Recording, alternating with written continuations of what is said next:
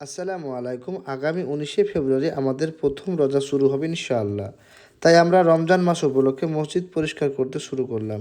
মসজিদ পরিষ্কার করার সময় বাইরে থেকে দেখলাম জলের টাঙ্কিটা অনেকটা নোংরা।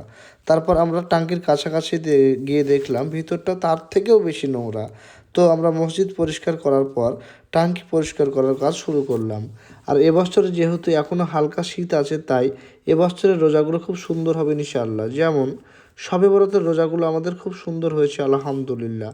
তাই আমরা চেষ্টা করব সকলেই এবছরের রোজাগুলো খুব সুন্দরভাবে পালন করার।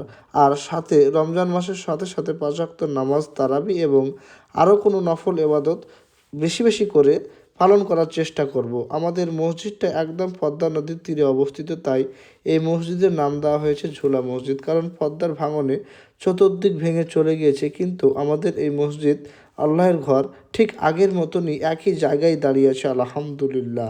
আল্লাহর অশেষ মেহেরবানি।